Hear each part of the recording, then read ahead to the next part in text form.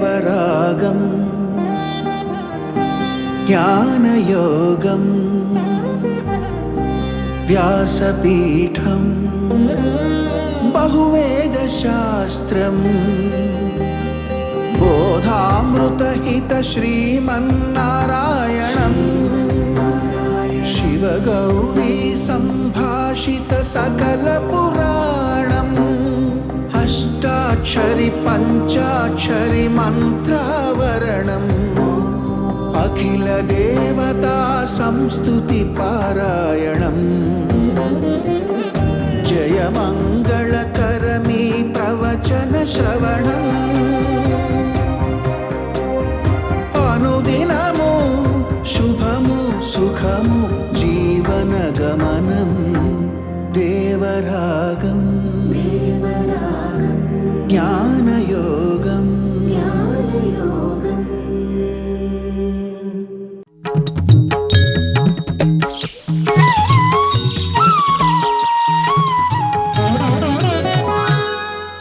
ఆపదామపహర్తారం దాతారం సర్వసంపదాం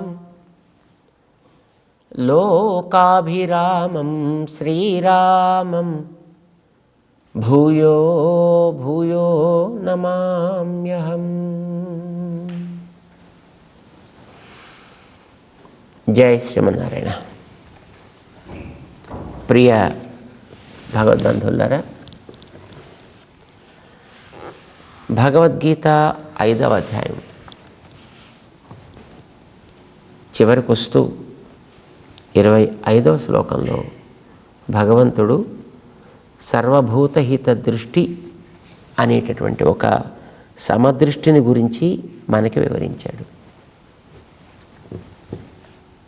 ఎదట వారిలో ఎదట వస్తువుల్లో ఉండేటటువంటి ఆత్మలు ఎలా ఉంటాయో ఈ శరీరంలో తనలో ఉండేటటువంటి స్థితి కూడా అట్లాంటిదే. అంటే నేను ఇతరుల వంటి వాడినే తప్ప అంతకంటే ఇది హెచ్చో తక్కువో అనేటటువంటిది లేదు సుమా. నేనేం మిగతా వాటికంటే గొప్ప కాదు సుమా అనే దృష్టి తనలో ఏర్పడాలి. ఇది ఒక రకమైన సమదృష్టి. ఏమవుతుంది ఇది వస్తే? వ్యక్తిలో ఉండేటటువంటి వినమ్రత పైకి వస్తుంది, అహంకారం తగ్గుతుంది. అన్నీ తనలాంటివే అని అనిపించినప్పుడు తనకి ఎట్లాంటి స్థితి కావాలనుకుంటాడో అన్నీ అట్లాంటి స్థితినే కోరుకుంటాయి అనే ఇంగితం ఏర్పడుతుంది. అప్పుడు వాటికి అది కొరవడితే వాటిని కలిగించాలి అనేటటువంటి పరహిత దృష్టి ఏర్పడుతుంది. పరోపకార చింతన కలుగుతుంది. ఇప్పుడు అలాంటి వాళ్ళకి పరహితానికి ప్రవర్తించడం తప్ప తమ కోసం అంటూ ఏ ప్రవృత్తి విడిగా అవసరమే ఉండదు.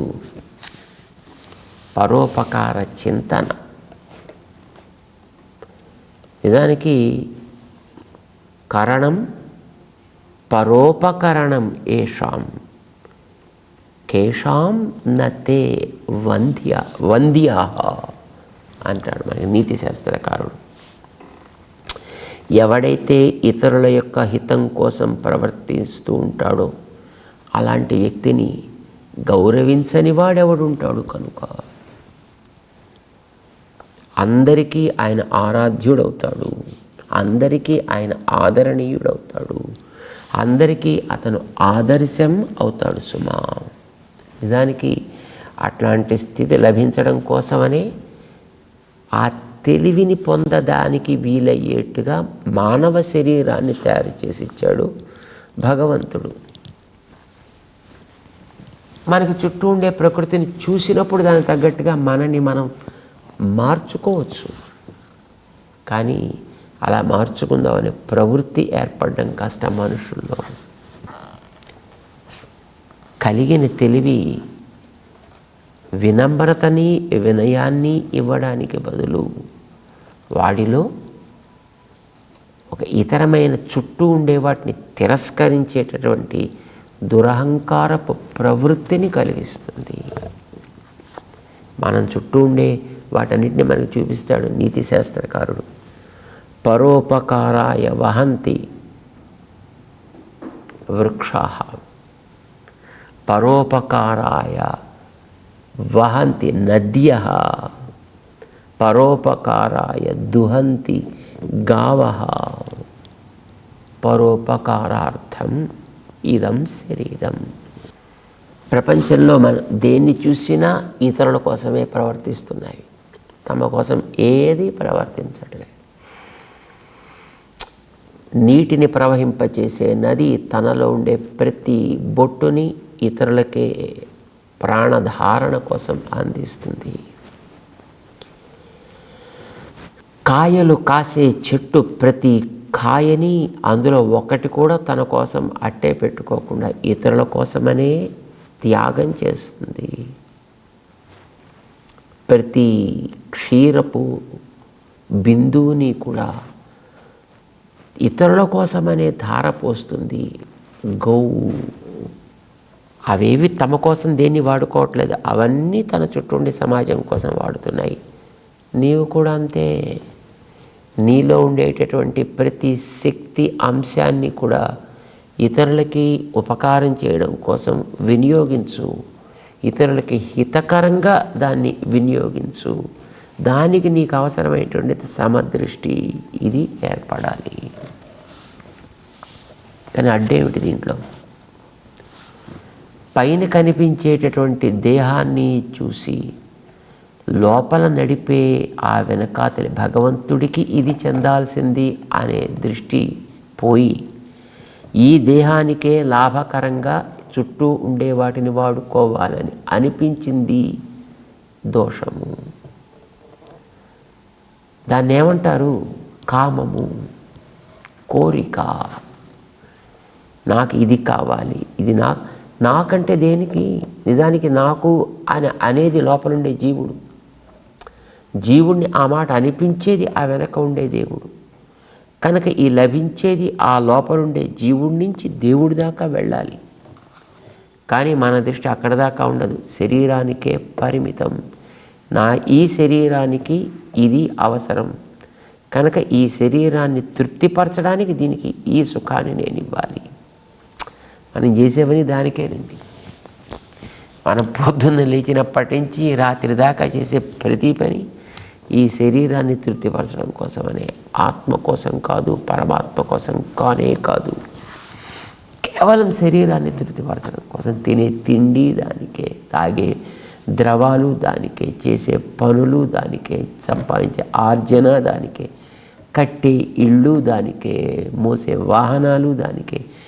Everything is aimed only at the body, not to the soul, not to the inner soul. అక్కడొచ్చింది ప్రమాదం. అలా దీని దగ్గర పరిమితం చేసేటటువంటిది కామము, కోరిక. మనలో ఏర్పడ్డటువంటి వాటి విషయపు సంగపు విపాక దశ అని పేరు పెట్టారు దానికి, కామము. ఇది తీరకపోతే ఏమవుతుంది? ఏదో అడ్డొచ్చిందని దానివైపు అది క్రోధంగా పరిణమిస్తుంది. దాన్ని ఏదో చేయాలి. అసలు వీడికి శరీరం వచ్చింది, బతుకు వీడికి ఏర్పడ్డది ఆ లోపల వాడికేసి ప్రయాణం చేయడం కోసం. కానీ వాడికేసి ప్రయాణం ఆగిపోయి ఇప్పుడు ఇదేదో నాకు అడ్డొచ్చింది కనుక ముందర దీన్ని నిర్మూలించే ప్రయత్నం చేస్తా, దీనికోసం శక్తిని సంపాదిస్తా, దీనికోసం నేను కుస్తీలు పడతా, దీనికోసం ఆయుధాలు తయారు చేస్తా, దీనికోసం వేగాన్ని పెంచుతా, దీనికోసం ఆటం బాంబు తయారు చేస్తా, హైడ్రోజన్ బాంబు, కెమికల్ వెపన్స్ దృష్టి అంతా మొత్తం అటు నుంచి పోయింది, దీనికేసి వచ్చింది. దీంతో వాడి పతనం ప్రారంభం. క్రోధము, కామం మంచిదే, క్రోధము మంచిదే, కానీ క్రమంలో వెడితే. కానీ వీడికి క్రమం తప్పింది కనుక అది చెడ్డదైంది. వీడిని పతనానికి దారి తీసేట్టు చేస్తుంది. కత్తి మంచిదా చెడ్డదా? మంచిది చెడ్డది కూడా. అది ఒక వైద్యుడి చేతిలో ఉంటే మంచిది, ఒక దుష్టుడి చేతిలో ఉంటే ఎదటివాడి ప్రాణం తీయడానికో తన ప్రాణాన్ని తీసుకోవడానికో ఏదో ఏ ఇతరమైనటువంటి ప్రకృతిలో ఉండే ఇతరమైన వాటి యొక్క ప్రాణాలు తీయడానికో పనికొస్తుంది.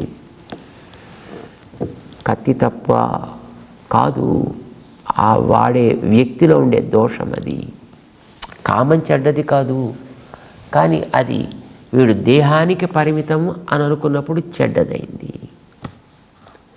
అది భగవంతుడి కోసం ఆ కామం ఏర్పడితే అది దివ్యం.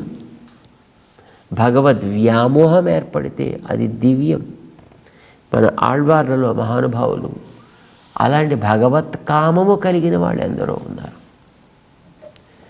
అది కలిగినప్పుడు ఇతరమైన వాటన్నిటిని కూడా తృణాయమేనే, వాటన్నిటిని గడ్డిపోచగా వాటిని తొలగించి పారవేసి మిగతావన్నీ వారికి పోతాయి. భగవత్ కామము అతి ఉత్కృష్టతమైనటువంటిది. అది పైసలు ఇచ్చి కొనుక్కోవలసింది. దొరికితే ఎక్కడైనా 5 లీటర్లో 10 లీటర్లో దొరికితే చక్కగా పైసలు ఇచ్చి హాయిగా కొనుక్కోవచ్చు, దాన్ని మనం పెంచుకోవచ్చు. క్రోధము మంచిదా చెడ్డదా? మంచిదే.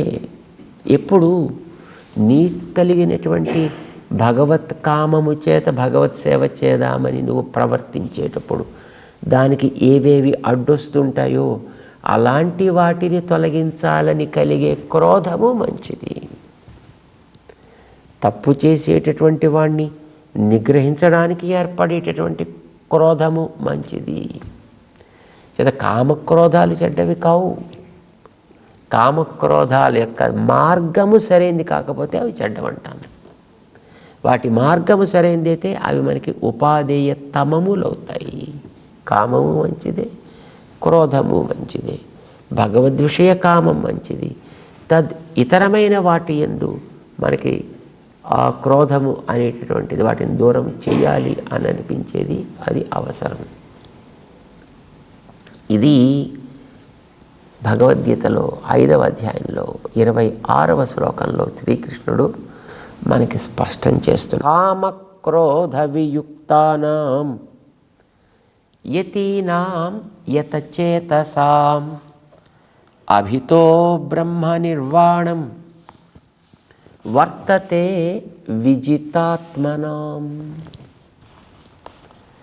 విజితాత్మనాం ఎవరైతే ఆత్మని పొందిన వాళ్ళు, ఆత్మ యొక్క స్వరూపాన్ని, ఆత్మ యొక్క జ్ఞానాన్ని చక్కగా తెలుసుకున్న వాళ్ళు, మనస్సుని నిగ్రహించి ఆ మనస్సుని స్వాధీనం చేసుకున్న వాళ్ళు ఉంటారు. వాళ్ళు బ్రహ్మ నిర్వాణం వర్తతే.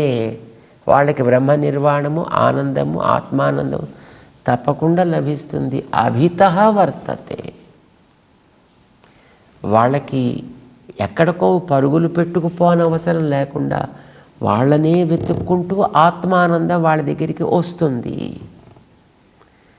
మనం ఆత్మానందం కోసం పరుగులు పెట్టాలి కాబోలు, ఏదో చేయాలి కాబోలు అనుకుంటాం. You need not do anything, you can do anything also. అది నిన్ను వెతుక్కుంటూ సూర్యుని వెతుక్కుంటూ మనం పరిగెట్టాలా? నో. నువ్వు చేయవలసిన పని నువ్వు చేసుకుంటూ హాయిగా నీ మానాన్ని నువ్వు కూర్చో. నిన్ను వెతుక్కుంటూ సూర్యుడు వస్తాడు తూర్పు దిక్కు నుంచి. సూర్యుడు భగవంతుణ్ణి మనం వెతుక్కుంటూ వెళ్ళాలా? ఎక్కడని వెతుకుతావు? ఎలా అని వెతుకుతావు?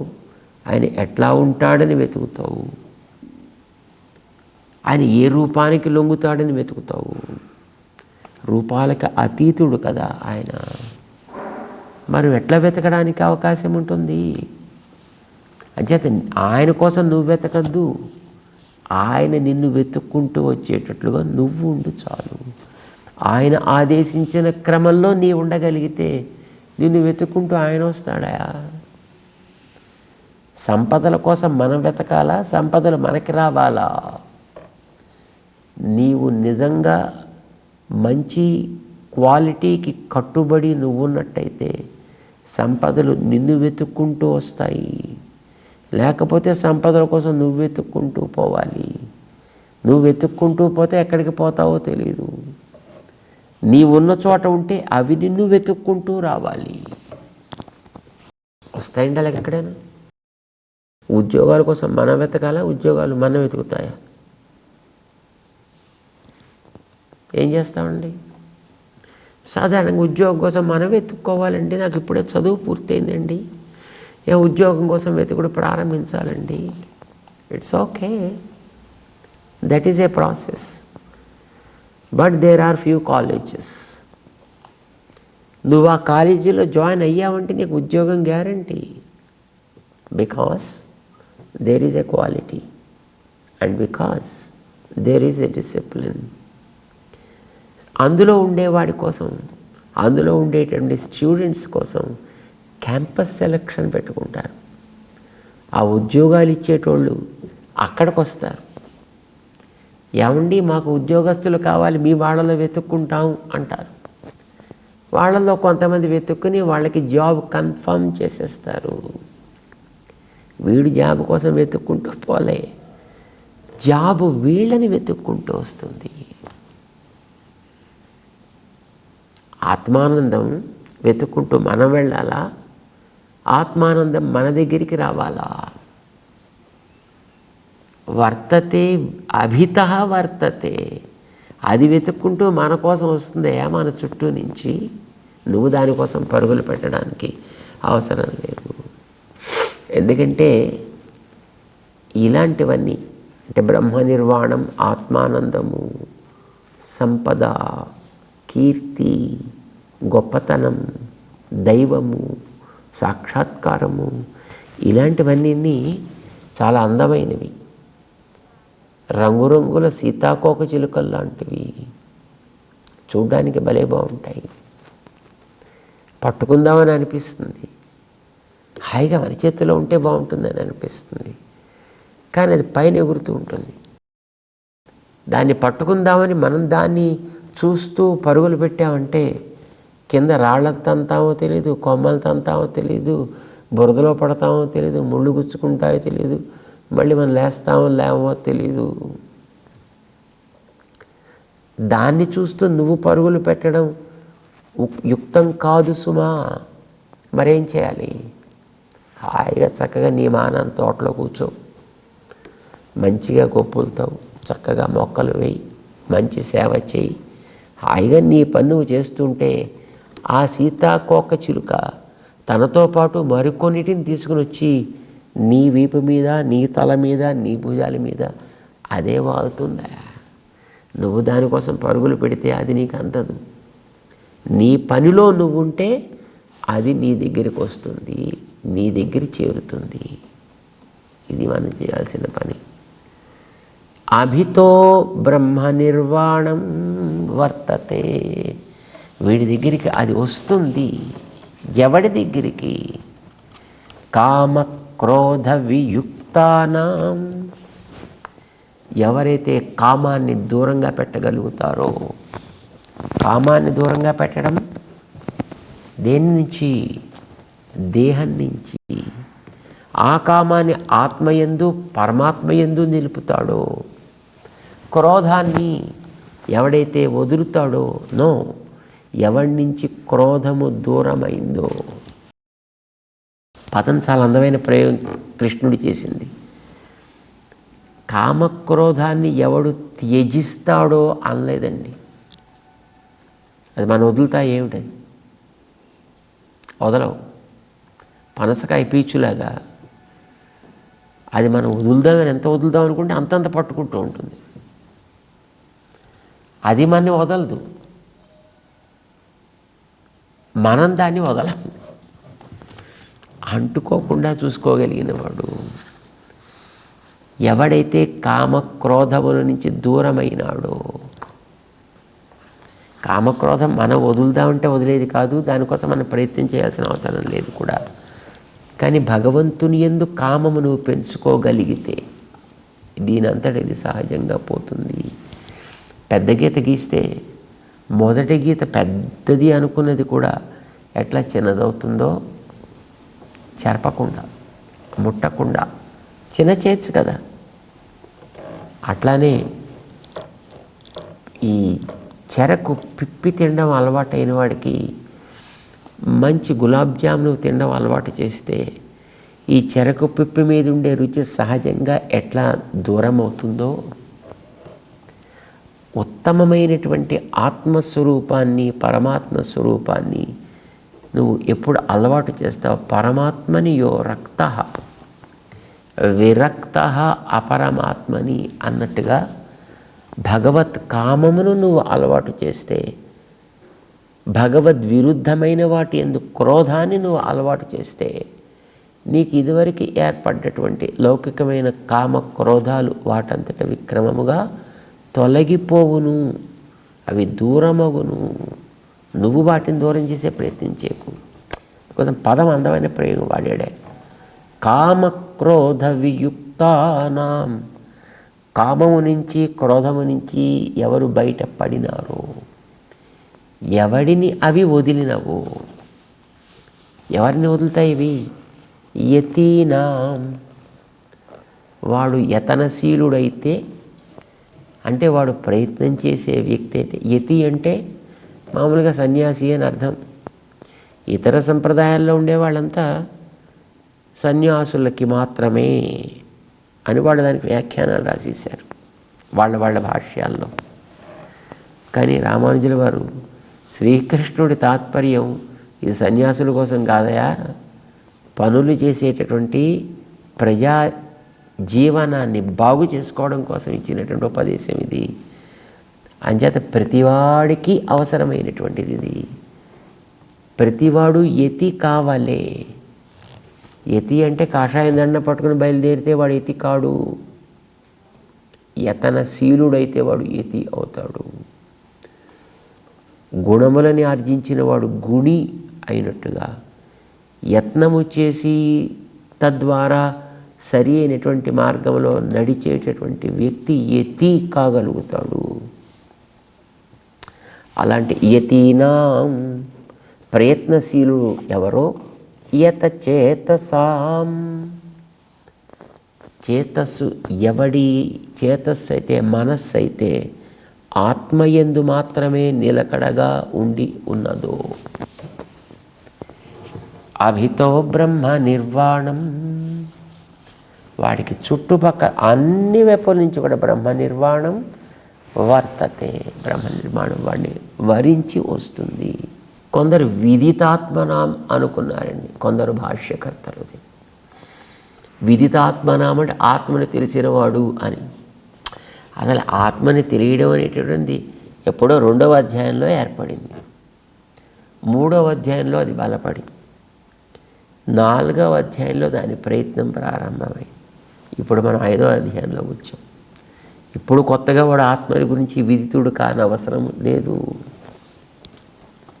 2వ అధ్యాయపు ఆరంభంలో మొదటి భాగం ఆత్మ గురించినటువంటి వేదనము, జ్ఞానాన్ని కలిగించడమే తాత్పర్యంగా ప్రారంభించాడు. అందుచేత రామానుజాచార్యుల వారు ఇది విదితాత్మ కాదయా, విజితాత్మనాం, ఆత్మ అంటే మనస్సు. అలాంటి వాళ్ళకు మాత్రమే మనస్సు స్వాధీనమై వారు చెప్పినట్లుగా వినును సుమా. అలాంటి వాళ్ళకి తప్పనిసరిగా బ్రహ్మ నిర్వాణము లభించును, ఆత్మ దర్శనము లభించును, ఆత్మ సాక్షాత్కారం వాళ్ళకి కరతల ఆమలకం అంటే చేతిలోచి పండులాగా. వీళ్ళు చేసేటటువంటి యత్నములు ఏదో పండు కొట్టడానికి కర్ర పట్టుకు బయలుదేరిన వాళ్ళలాగా ఎక్కడో దూరంగా ఉండవు. ఏదో వీడి కర్రతోటి ఆ పండును కొడితే ఆ పండు పగిలిపోవచ్చు, నేల రాలిపోవచ్చు, పాడైపోవచ్చు. అలా కాకుండా హాయిగా కరతల ఆమలకం అంటారు, చక్కగా తీసి ఏమాత్రం పాడవకుండా చేతపెట్టినటువంటి రుచిరమైనటువంటి ఫలంలాగా ఆత్మ సాక్షాత్కారం అనేది వీడికి స్థిరంగా నిలకడగా ఉండును. కృష్ణుడు 26వ శ్లోకంలో ఈ గ్యారంటీ మనకిస్తున్నాడు, ఈ భరోసా మనకిస్తున్నాడు. ఆత్మ సన్యాస యోగంలో 26వ శ్లోకం మనకి అందించేటటువంటి దీన్ని మనం విన్నప్పుడు మనం కూడా సర్వభూతహిత దృష్టిని కలిగించుకుంటూ పరోపకార చింతనతో జీవితంలో ముందుకి సాగడం అవసరం అనేది తెలుసుకోవాలి. తెలియచే